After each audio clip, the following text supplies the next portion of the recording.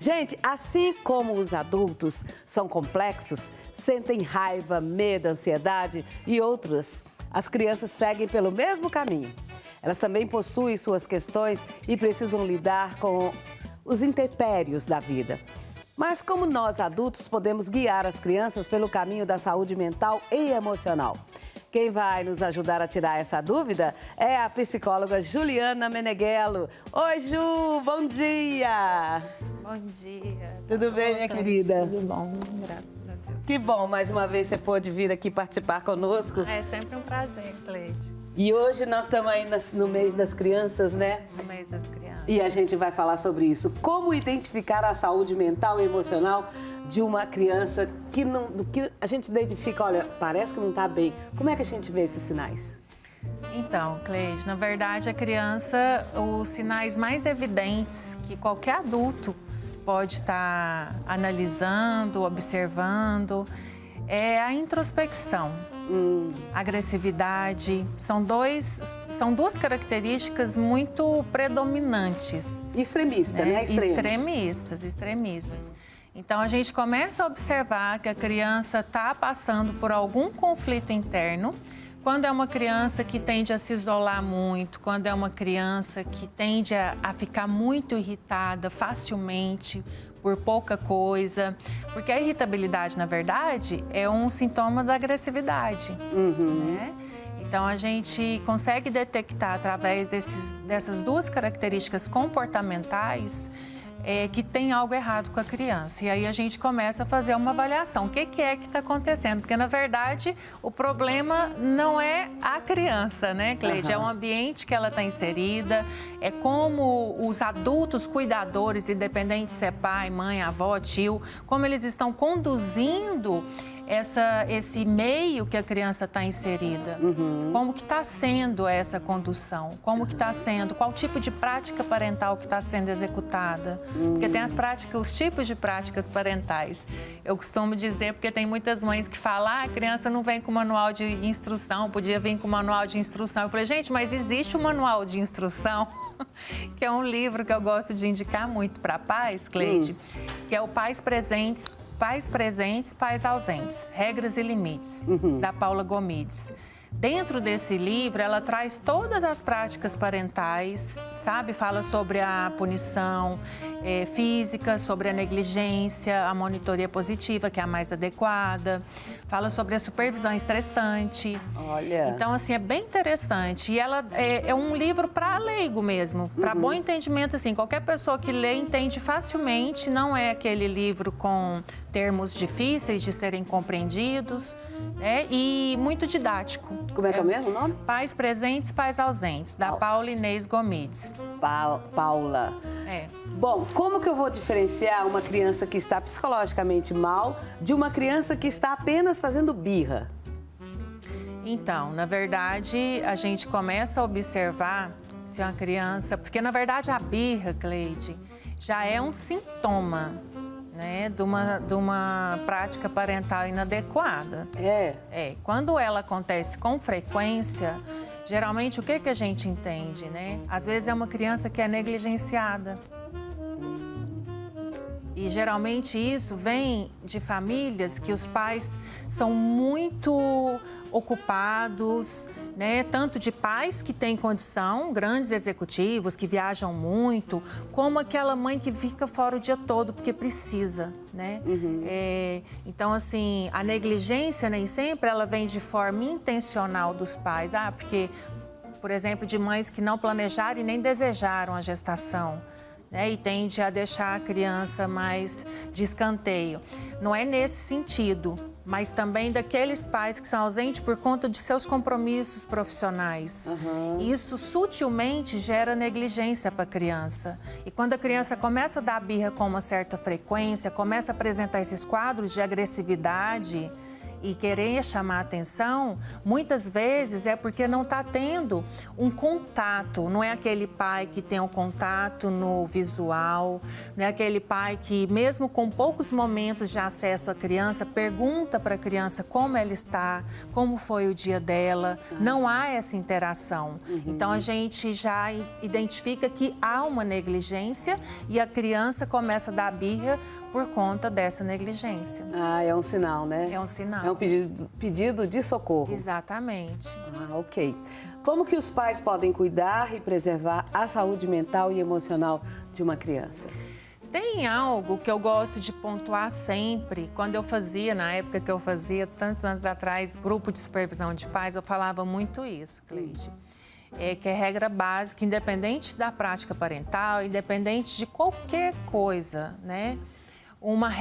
Devia ser regra isso. De todo pai e mãe, quando eles vão chamar a atenção da criança, de sempre pontuar o mau comportamento da criança e não a criança como ser. Dá um exemplo aí pra gente. Aquela criança que faz algo errado, quebra um copo. E a mãe, com o seu estresse do dia, ou o pai que acabou de ter uma briga no trânsito, vai dizer para a criança: você não faz nada certo, você sempre faz isso. Presta mais atenção, olha o que você fez mais uma vez. Reforçando. Como a criança, chama personalização. A criança vai pegar como se ela fosse a errada da história e não o mau comportamento dela de ter deixado quebrar o copo. Né? Sendo que a mãe poderia falar: meu filho, toma mais cuidado, esse comportamento que você teve poderia ser evitado. Da próxima vez eu sei que você vai ser capaz de não deixar isso acontecer. Olha que diferença. Olha a diferença, né? Então, assim, a pessoa sempre pontuar o mau comportamento do filho.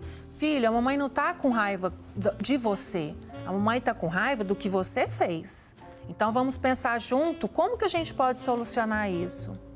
Mas o nível de hierarquia que existe, geralmente a gente vê o quê?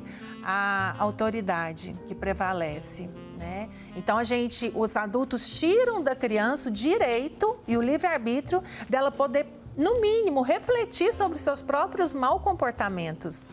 Porque aí muitas vezes ela é colocada de castigo sem ter a chance de argumentar e nem mesmo refletir e arrepender sobre seu mau comportamento, Cleide. Olha o quanto isso é interessante. Isso é maldade. É maldade.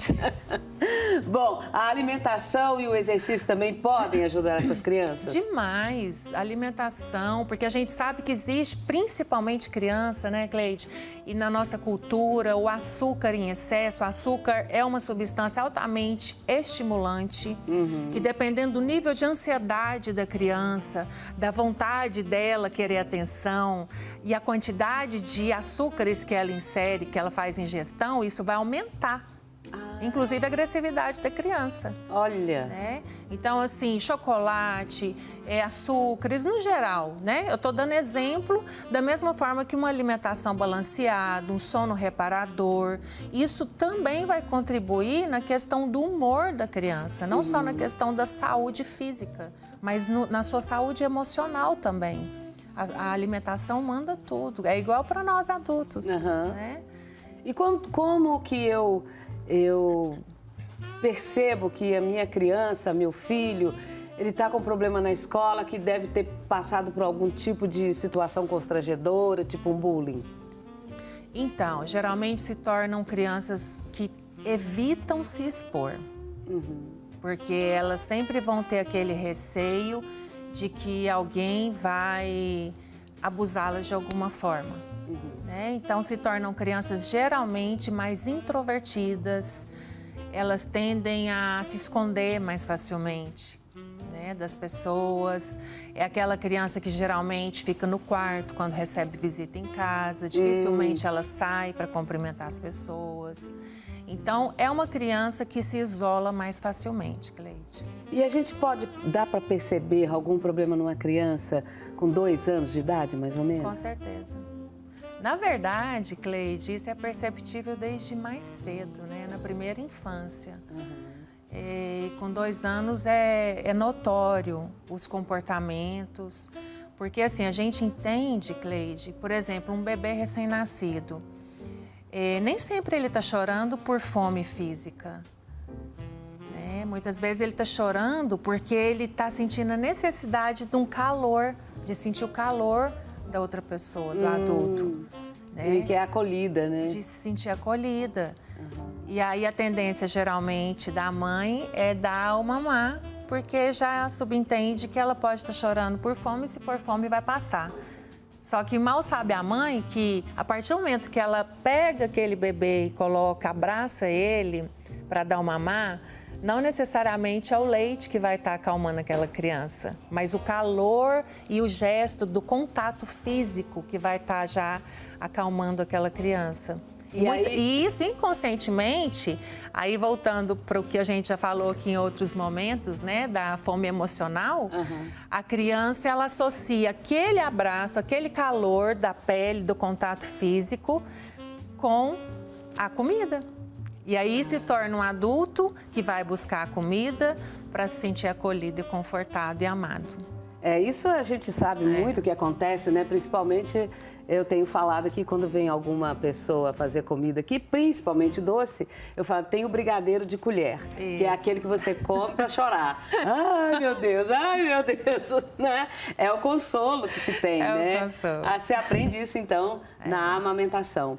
E, às vezes, essa criança pode até não estar sugando, mas ela pode até fingir que está sugando, só para ficar ali no quentinho. Exatamente, Cleide. E acontece muito, durante todo o desenvolvimento da criança, vários tipos de comportamento que ela faz esse emparelhamento justamente para obter os ganhos secundários. Você falou muito bem. Então, existem várias outras situações que a criança, às vezes, por exemplo, até mesmo fazer algo errado, porque independente se ela vai receber uma bronca, a bronca ela vai entender que também é uma forma dela receber atenção.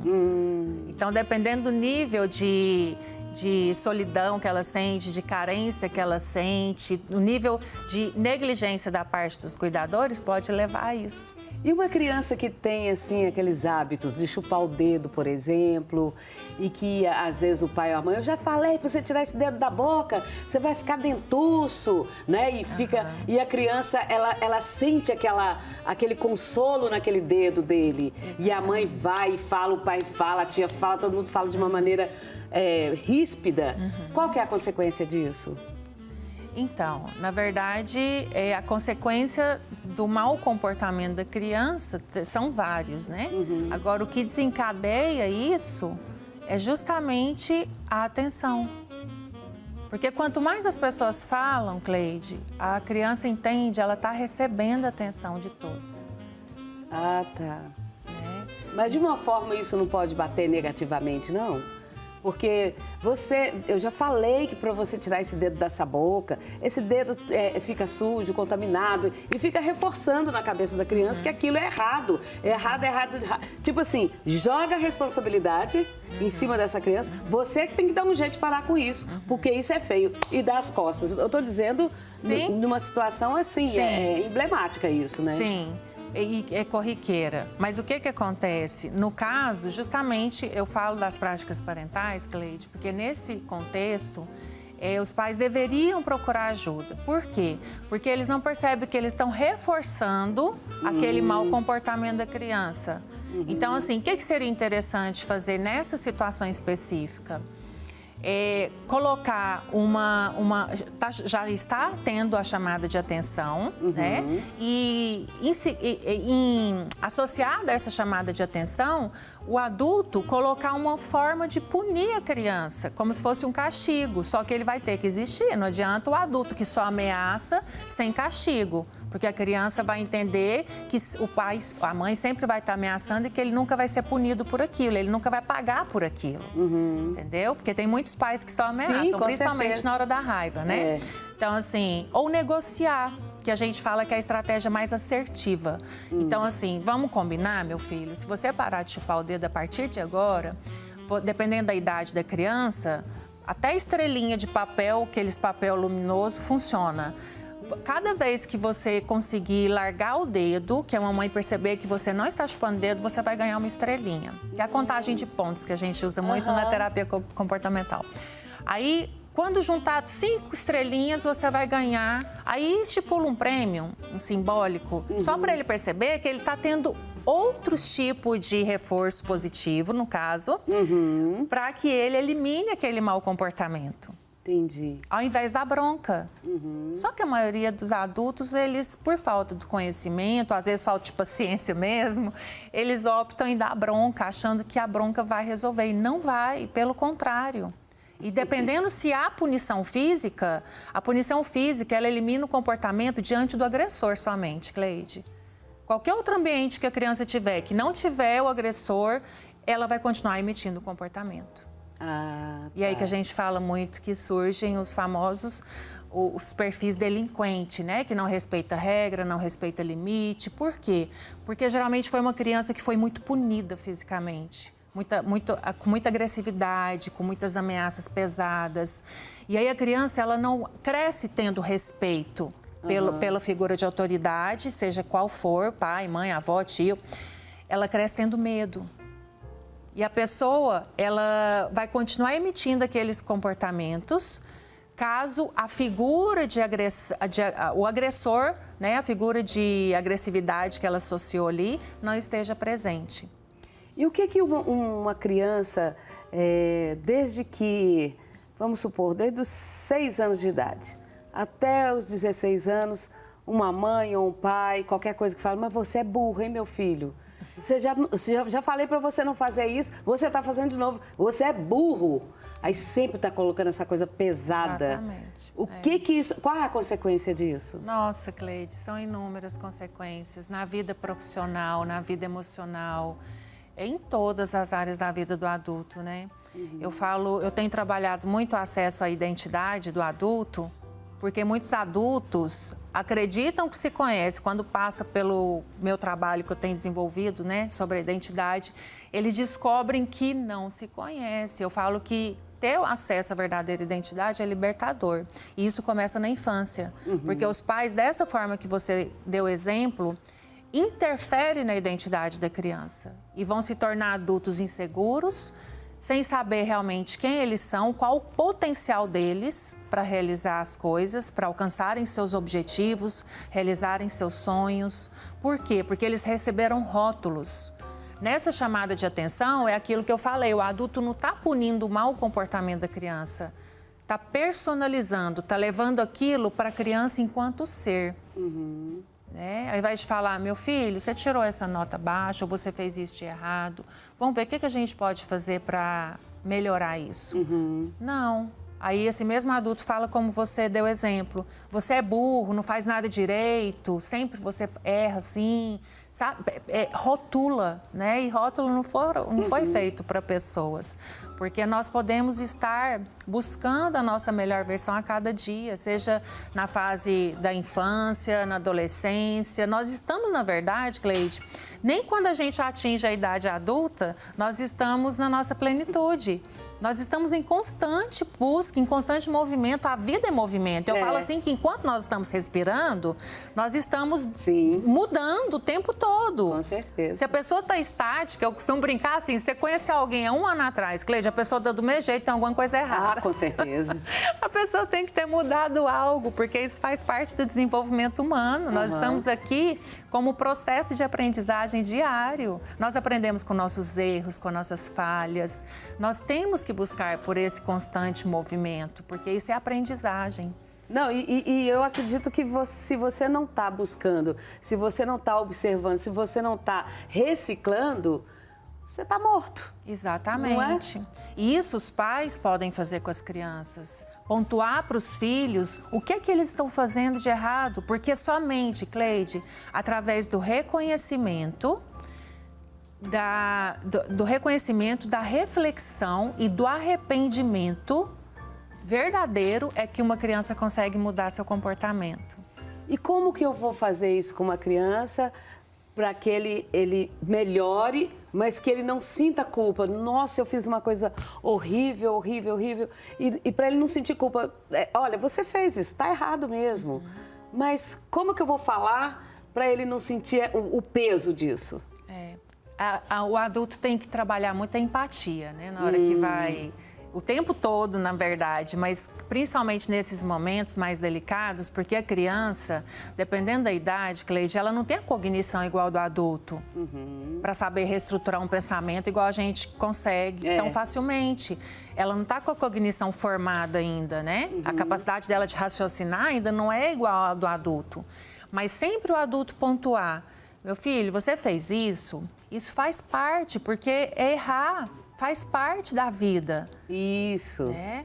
Então, assim, a mamãe não quer que você se veja como uma pessoa que só faz errado, como uma pessoa incapaz, porque você pode fazer certo. Nossa, isso é muito importante.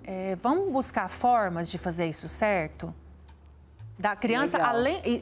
é uma forma, assim, muito simples de praticar empatia com a criança. Mas é que nem eu falei, Cleide, aí o adulto que já está adoecido, que não consegue nem mesmo reestruturar suas próprias emoções, ele vai despejar tudo na criança, entendeu? É verdade. Então, naquele momento que era para ver essa identificação, mostrar para a criança o quanto ela é importante, e que ela é vista, que ela para ela se sentir aquela coisa do pertencimento, né? É onde entra uma das práticas parentais, que é a negligência. Às vezes os pais se reúnem na mesa. Tem mães, Cleide, que não sabem nem qual que é a sobremesa preferida do filho.